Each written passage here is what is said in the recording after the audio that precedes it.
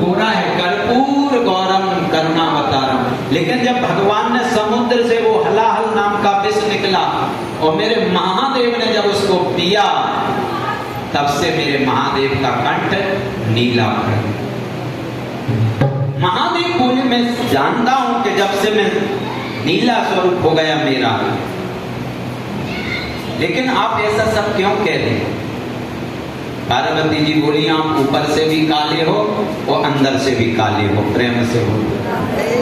शंकर जी बोले अंदर का काला तो वो होता है जो कोई एक दूसरे से कपट करे, और मैंने तो देवी तुमसे कभी कपट किया ही नहीं। मैंने कभी तुमसे कपट नहीं किया है, फिर तुम मुझसे कपटी बोलते हो। और कपट का मतलब ये है कि अगर अपने प्रेमी से कोई बात को छुपाना, उसका नाम कपट है। पार्वती जी बोली एक बात बताओ, जिस माला को, जिस मुंडों की माला को तुम 24 घंटे गले में धारण करते हो, उस माला में किसके मुंड लगे ये मुझे आपने बताया है। भोले बाबा की आंखों में सज्जन आंसू है। भोलेनाथ ने कहा पार्वती ये हमारे और दोनों के बीच के प्रेम की बात है, मैं तुमसे कितना प्रेम करता हूं। भगवान शिव कह रहे मैं इतना प्रेम करता हूं, इतना प्रेम करता हूं।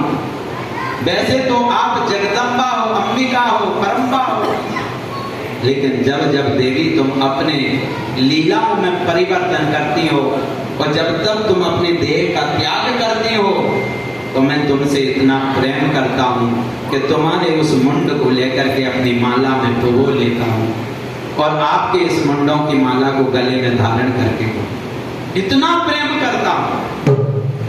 पार्वती बोली हे भगवान इतना बड़ा कपट मेरे से, अरे तुमने बाबा ऐसी कौन सी जड़ी बूटी पी रखी जो तुम तो कभी मरते नहीं हो, मुझे बार बार मरना पड़ता है। अगर वास्तव में सच्चा प्रेम तुमने मुझसे किया होता तो जड़ी बूटी मुझे भी पिलाते, मैं भी अमर हो जाता।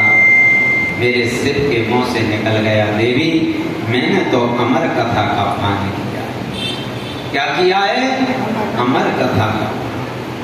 हमारी माताएं मैं मंदिर में सुनता हूँ, गाती हैं कभी कभी, अमर कथा बोले हमें न सुनना, जैसे कुछ गाते हैं। ये अमर कथा वही है भागवत की कथा, ये और कोई नहीं है। पार्वती जी कहती वो हमें भी सुनाओ।